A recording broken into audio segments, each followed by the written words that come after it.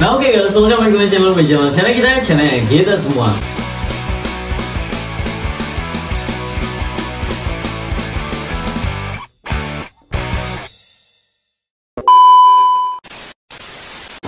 Nah oke guys, jadi kesempatan kali ini saya akan menjelaskan kepada teman-teman semua secara detail yang saya tahu dan sebisa saya menjelaskannya. Bagaimana sih cara kita memilih auranti yang bagus itu gimana sih bang? Mungkin di sini juga saya akan kasih sedikit kisi-kisi atau tips ya, bagaimana cara kita memilih auranti yang kemungkinan aurantinya itu jantan, jadi nggak yang betina. Sebenarnya kalau kita tanya ya, atau aku coba jelasin ke kalian, apa sih bedanya auranti yang jantan dan betina? Biasanya auranti jantan atau dan betina itu perbedaannya ada banyak sih, tapi yang pasti kesulitannya kadang ya di mental. Untuk auranti jantan tuh akan jauh sangat lebih mudah melatihnya, sedangkan yang betina sendiri tetap bisa, dan kadang ada yang cepet juga. Cuman memang beberapa kasus auranti yang nggak mau flaring dan lain sebagainya biasanya betina, tapi bukan nggak mau flaring, tapi mungkin prosesnya agak lama aja dan caranya perlu penanganan yang khusus. Makanya di antara teman-teman banyak banget kasus ikan yang nggak mau flaring ternyata betina atau lain lain. Jadi intinya semuanya bisa flaring, tapi mungkin kelebihannya sana akan jauh lebih mudah ketika kita mendapatkan yang jantan. Dan untuk informasi selanjutnya buat teman-teman yang masih tanya-tanya, bang ada auranti ready nggak, auranti ready nggak? Oke guys, jadi kalau kita sendiri kemungkinan kita akan ready auranti mungkin setelah lebaran itu, tapi belum tentu ya guys ya. Mungkin saya akan ngambil auranti itu bulan Mei, mungkin bulan Mei, karena April seharusnya sekarang sudah ada auranti masuk Indonesia, tapi sedikit pasti sih. Karena kemarin saya sempat tanya juga di salah satu seller ya, itu saya dapat harga 700 sampai 600 ribu. Ini ikan PO ya, maksudnya ikan-ikan yang ya ikan biasa, ikan-ikan kayak PO-an yang udah di single tank tapi belum flaring, belum apa, cuma gitu doang, itu harganya 600 sampai 700 ribu. Jadi saya sendiri belum berani ngambil karena itu termasuk harga yang mahal menurut saya pribadi untuk auranti bahanan ya. Jadi kemungkinan besar saya akan ngambil auranti di bulan Mei, kemungkinan ya, semoga aja pokoknya auranti masuk Indonesia cepet. Dan kemungkinan besar kita akan nyetok banyak, tapi kita nggak akan loss kayak kemarin ya, kita jual cepet tuh enggak. Kita mungkin kedepannya ini akan main pelan, jadi kita main setengah jadi, nggak kayak kemarin kan ibaratnya ikan PO udah flaring bagus kelihatan jantan, kita jual gitu. Kalau sekarang kayak kita bakalan agak nahan sedikit karena kita bener-bener koleksi auranti ini udah kosong guys. Kalau mau tanya auranti saya yang mana sih, ini sisa si Gokong ini emang nggak dijual karena ini auranti pertama saya, jadi kenang-kenangan 2 tahun lebih. Sama di bawah Kaliko ini nggak saya jual, sedangkan ini punya orang, dan sisanya sudah ikan-ikan orang kebanyakan yang ada di rumah karena ikan saya sendiri habis dijual guys sih.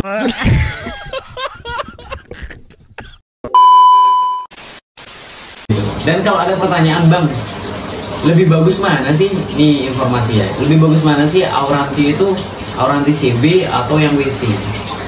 Sebenarnya bagus itu tergantung barangnya guys, bukan tergantung dari mana, mau dari CB atau dari WC. Sebenarnya itu nggak masalah ya, mau WC CB itu nggak masalah, yang penting kualitasnya sekarang. Tapi kalau saya pribadi kemarin sempat dapat informasi dari teman, memang saya belum pernah beli auranti CB karena satu harganya kemarin sempat mahal apalagi awal-awal. Terus yang kedua dari teman-teman saya yang beli jarang banget dapat yang bar yang bagus, yang pertama. Setelah itu yang dapat yang bar yang ngeblok itu jarang banget, beda sama yang WC-an. Terus yang mungkin belum dapat karena masih sedikit ya, kalau WC-an kan banyak banget. Setelah itu saya ngeliat dari teman-teman saya yang melihara auranti CB itu jarang banget yang ikannya sampai besar, rata-rata tuh kayak kelihatan kecil tua, nggak ngerti kenapa ya, mungkin karena cara memeliharanya, cara progresnya atau gimana saya nggak tahu. Tapi kalau saya sendiri untuk sementara ini, jadi bukan berarti saya menolak auranti CB, saya nggak akan beli itu enggak. Untuk sementara karena auranti WC sangat terjangkau, terus size-nya juga enak-enak banget, maksudnya size enak itu kita akan dapat auranti WC itu kan biasanya paling kecil itu size-nya mungkin dulu sempat masuk ada 7 cm, 8 cm itu ada. Tapi biasanya paling enak itu ngambil auranti WC-an itu di size ya 12-13 tuh cakep banget. 12-13 kita sortirnya gampang, setelah itu masuk single tank, kita latih flaring. Terus setelah itu disiapin settingan tanknya dengan bagus, tinggal aduh mohon maaf ya saya sendawa.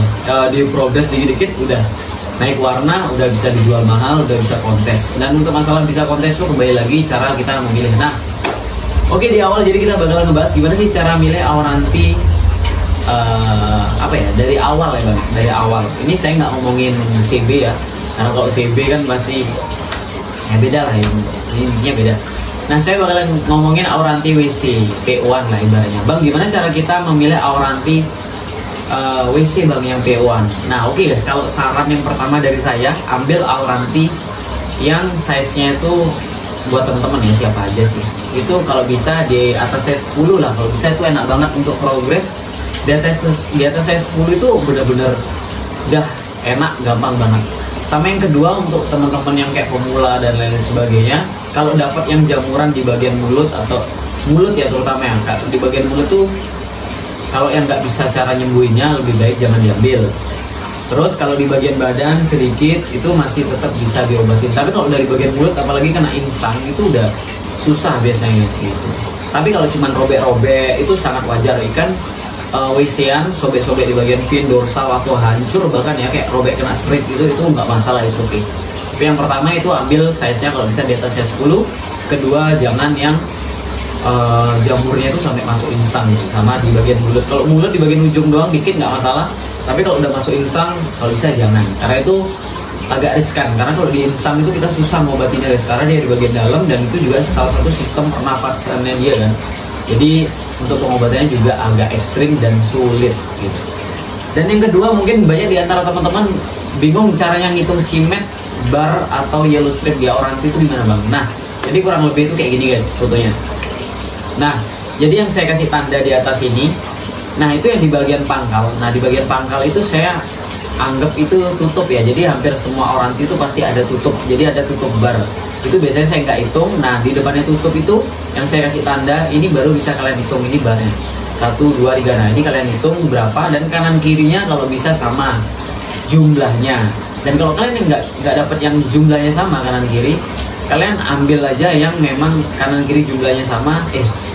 Kalau kalian dapat yang jumlahnya sama kanan kiri dan bentuknya sama, itu sangat bagus. Tapi kalau kalian nggak bisa dapat yang kanan kiri bentuknya sama, nggak masalah, yang penting jumlahnya sama guys. Karena saya nggak ngajarin kalian untuk cari simet itu enggak, karena ini suka-suka kalian. Tapi saya di sini menjelaskan tentang bagaimana prosedur yang dinilai saat kontes, dimana ikan itu kalau simet memang nilainya lebih bagus atau lebih tinggi gitu ya. Jadi kalau bisa cari yang simet, yang barnya rapi kayak gitu.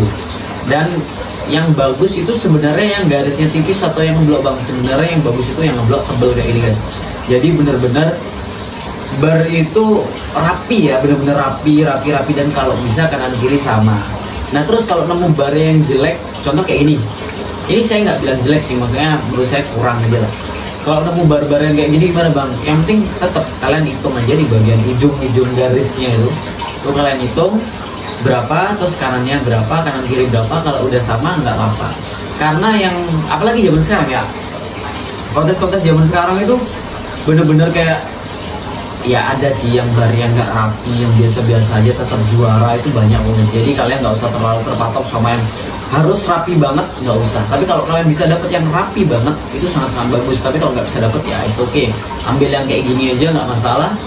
Yang penting simet kanan kiri. Nah itu guys. Tapi kalau bisa sih cari yang barnya tebel ngeblok kayak gini dibandingkan yang tipis kayak gini. Karena yang ngeblok itu akan jauh dari segi look, first impression ketika juri atau kita ngeliat ikan itu aja lebih bagus yang barnya tebel ngeblok gitu. Jadi first impression itu benar-benar pengaruh banget sama poin dan estetika keindahan si ikan itu sendiri. Setelah itu kalau untuk pemilihan dorsal ini bisa kita bisa kita sangkut pautkan dengan jantan betina juga guys. Bang, kalau cari dorsal Auranti itu yang kayak gimana sih yang bagus? Nah oke guys, kita mulai dari yang ini dulu. Nah, ini dorsal Auranti biasanya rata-rata betina kayak gini. Jadi garisnya itu benar-benar full ya. Jadi di dorsal itu benar-benar full. Nah, itu garis-garisnya benar-benar full. Itu biasanya cenderung betina. Meskipun, nah ini kayak ikan saya ini full guys, dari atas sampai bawah ini full. Tapi kalau untuk ikan ini, bokong ini saya juga nggak tahu kenapa. Karena dulu waktu masih kecilnya, dorsalnya itu sempat sedikit banget, barnya itu sedikit banget, intinya bokong ini jantan gitu. Tapi nggak tahu kenapa, mungkin ya kalau dari apa sih namanya, pengalaman saya pribadi, ini karena sempat saya taruh di gudang panas, pengaruh suhu dan lain-lain sebagainya, akhirnya ikannya mutasi dan lebih cenderung lebih gelap dan barnya itu bisa penuh. Kemungkinan besar itu sih kalau menurut saya pribadi. Tapi kalau mau cari jantan betina kurang lebih itu dah. Kalau yang betina itu rata-rata gitu, dorsalnya itu full dan cenderung garis di bagian dorsal, garis-garisnya itu tipis, lainnya guys, lainnya itu tipis dan banyak, benar-benar padat ya. Sedangkan kalau yang jantan sendiri gimana bang? Nah oke guys, kalau yang jantan dorsalnya itu cenderung seperti ini. Nah untuk yang jantan sendiri itu dominan bersih, di bagian dorsalnya bersih. Jadi ada pun dia bar, tapi barnya itu nggak sampai ke atas, jadi cukup sampai setengah-setengah gitu doang. Biasanya kayak gitu. Dan kalaupun ada yang kayak gini nih, nah ini dorsalnya, ini salah satu ciri ikan yang nggak bisa gondrong tuh biasanya kayak gini. Biasanya ya, ini mohon maaf, ini sepengetahuan saya sendiri.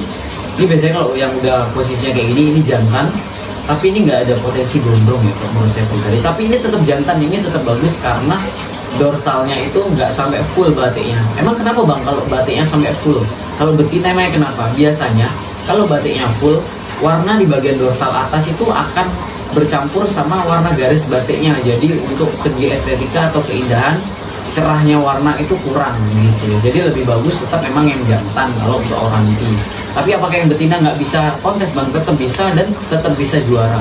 Tergantung di kontes. Karena gini guys, kalau kita main kontes ya, sebagus apapun ikan yang musuh, kalau di sana mentalnya dia drop, adaptasinya jelek, ikan kita meskipun jelek tapi masuk spesifikasi kontes, barnya rapi, barnya simet, meskipun nggak rapi, warna masuk, terus ya udah. Intinya ketika kita mau berangkat kontes, mental ikan harus bagus, adaptasi ikan juga harus bagus. Sisanya itu kalian bisa cari ketika ya itu kayak sorter ikan, kalian cari yang jantan betina gimana. Intinya kalau dari bar caranya seperti itu. Terus untuk yang dari dorsal tuh kayak gitu. Nah untuk pembedaan jantan betina sekali lagi yang lain apa bang? Sebenarnya bisa guys, mulai dari kepala yang bentuknya jauh lebih besar, terus bentuknya yang lebih bulat bukan yang V, itu bisa. Tapi biasanya untuk teman-teman sendiri kalau masih awam itu biasanya susah membedakan. Bahkan saya sendiri pun kalau membedakan satu ikan doang yang modelnya kayak female meskipun dia male, tapi kalau nggak ada perbandingan yang female, saya kadang agak bingung juga kalau melihat dari kepala gitu. Kadang bentuknya itu kan kalau nggak ada satu patokan lagi satu itu kayak agak susah gitu bedanya gitu. Jadi untuk memilih auranti yang pertama adalah size-nya yang bagus, jangan penyakitan. Ini kita ngomongin ikan WC. Yang kedua kalau bisa barnya simet. Kalau ada teman-teman yang nggak mau cari yang simet, is okay, nggak masalah. Itu apa ya, hak kalian sendiri. Tapi kalau mau cari yang simet, begitu cara ngitung barnya, jadi garis stripnya itu yang kita hitung. Setelah itu di bagian dorsal kalian ya itu cari yang bener-bener kecil, tipis lah, batiknya tuh dikit gitu. Jangan yang batiknya ngefull ke atas gitu guys, karena ya semua akan berpengaruh ke depannya. Ikan kalau kita dapat bahanan yang bagus, kita progres dengan bagus, hasilnya akan sangat-sangat jauh lebih maksimal lagi. Tapi kalau kita cari bahan yang biasa-biasa aja, apakah bisa bagus bang? Tetap bisa bagus, tapi nggak sebagus yang memang dasarnya memang sudah punya kualitas yang bagus atau memang punya kualitas tersendiri gitu guys. Nah jadi dari penjelasan barusan kalian sudah bisa kan bagaimana sih, adalah bayangan oh nanti kalau mau sortir auranti minimal kayak gini nih, kayak gini. Nah itu semoga informasi ini bermanfaat buat kalian semua. Dan kalau gitu see you di next video. Terima kasih sudah nonton video ini, semangat puasanya, bye bye guys, thank you.